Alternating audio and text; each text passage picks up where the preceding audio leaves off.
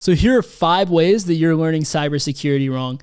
And trust me, I've been there. I've made like most of, not all of these mistakes before. And let me just say, you really need to address this because you're literally subtracting years off of your life. It's going to take you, honestly, that much longer to get to wherever you want to be in cybersecurity, whether it's landing that dream job, earning 6 figures, whatever the case may be.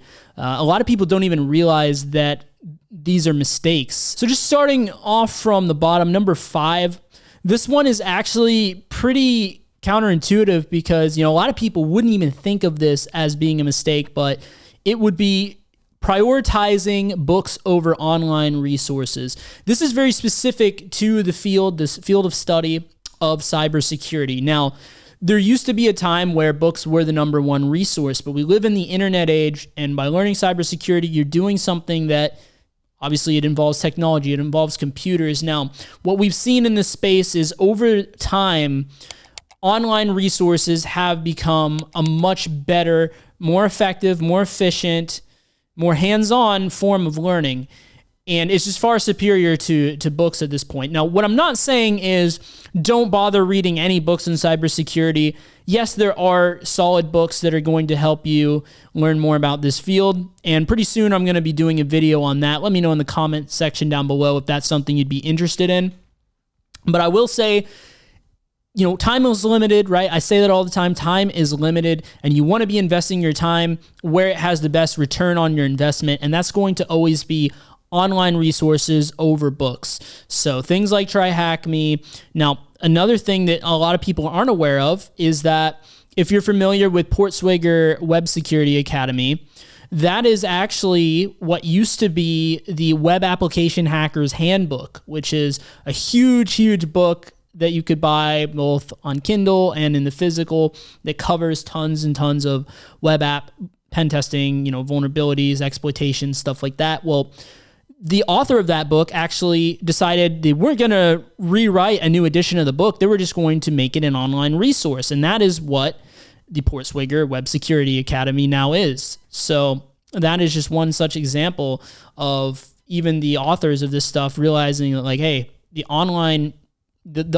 resource is just such a better platform for learning this stuff than books ever were. So definitely start prioritizing that, implement that immediately. Number 4 is not being consistent in your cybersecurity learning journey. I can't stress this enough. This is difficult. It's hard. Yes, there's ways to make it easier. Yes, there's ways to save years worth of time, right? If you work with a mentor, if you take courses, you invest in yourself, that's all true, but still there's no avoiding the fact that it's going to require consistency and dedication on your part. I see this way too often, especially with clients where they'll just go in super enthusiastic, super fired up, amped up to learn cybersecurity. That's great. I love the enthusiasm, but you also have to understand that this is a marathon, not a sprint, and you have to be in it for the long haul, right? You got to be committed to this journey because even as someone who's in the field, I will say that that feeling of being overwhelmed at certain topics and things like that never goes away. You can talk to the best of the best. Even IPSEC will tell you the same thing. There's so much he doesn't even know, right?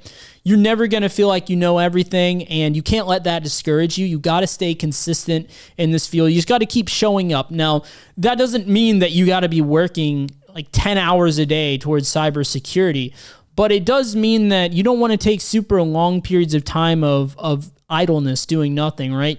Over time, you will build up that knowledge just like any other skill in life. So the number 3 mistake is not applying what you learn. Now, this ties into a previous video that I made on the channel. Go and check it out if you haven't already. I'll link it in the cards. But what I'll say on this one is that you want to be hands-on with this stuff, right? As pen testers, it's a very hands-on job.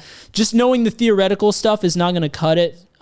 Definitely if you want to work for any decent company, they're going to make sure you have the technical know-how, the technical skill set, and especially if you're not coming from like a university background or like a cybersecurity boot camp or something like that, this is going to be one of the things that really gets you, lands you the job, right? Because if you don't have those credentials, you definitely have to show them that you can provide value. And one of the ways to do that is doing well on their technical challenges and things like that.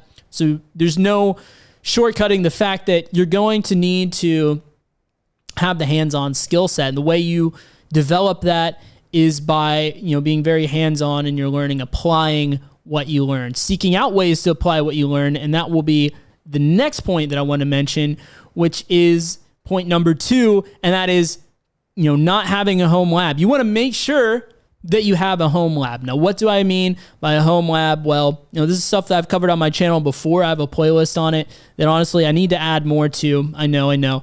But what you want to do is you want to have some virtual machines, and you want to simulate an environment basically where you have, your attacker machine, maybe it's Kali Linux or whatever flavor of Linux you prefer that has your attacker tools on it, right? And then you want to have target machines, so VMs, maybe a Windows Active Directory domain controller, a little domain environment.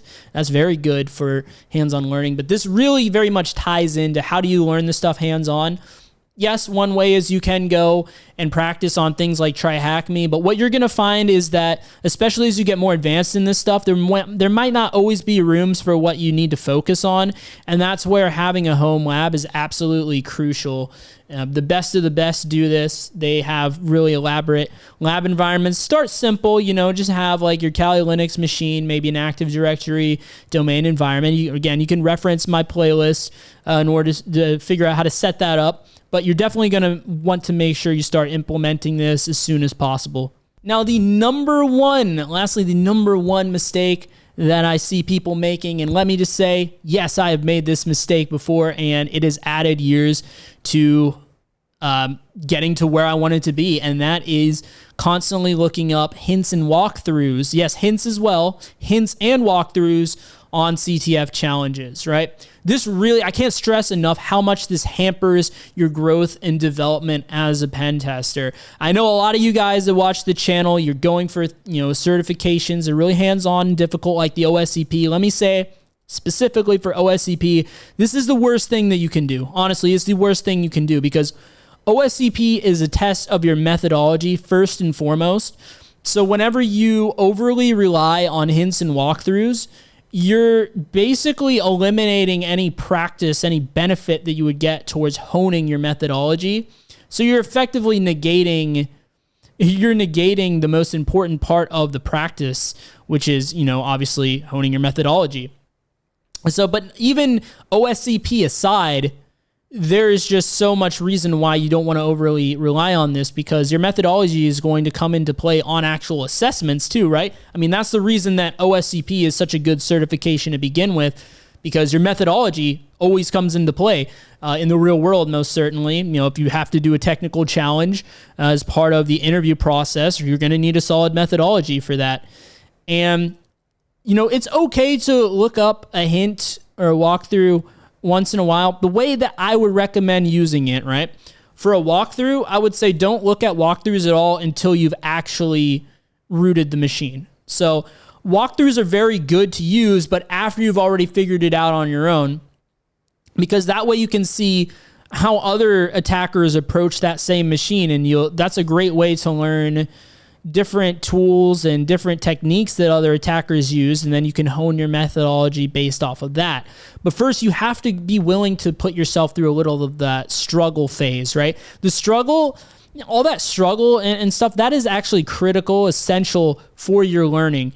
I can't stress that enough. Without that, you're not going to ever be able to develop your skill set to where you want it to be, certainly to get the certification like OSCP or be successful on the job as a pen tester.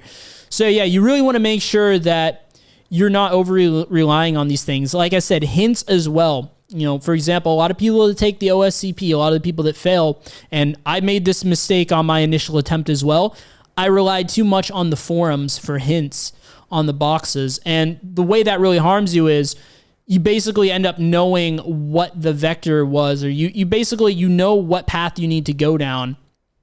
Obviously, on the exam or in any kind of real-world pen testing scenario, you wouldn't know what path to go down, right? That's part of the game. That's part of the challenge is, testing your methodology. How can you go from, it could be millions, hundreds, thousands of different possible entry points to narrowing it down to this is the pathway, and then exploiting that and rooting the machine. So very, very critical that you do not overly rely on these things. Where can you use hints? You know, I would say if you put in at least like a week's worth of time on OSCP on a single box, and you really, you need some tiny kind of hint, okay, fine. But really, I can't stress this enough, do your due diligence first. Try harder, as they say, and really, you know, train your methodology like a muscle, right?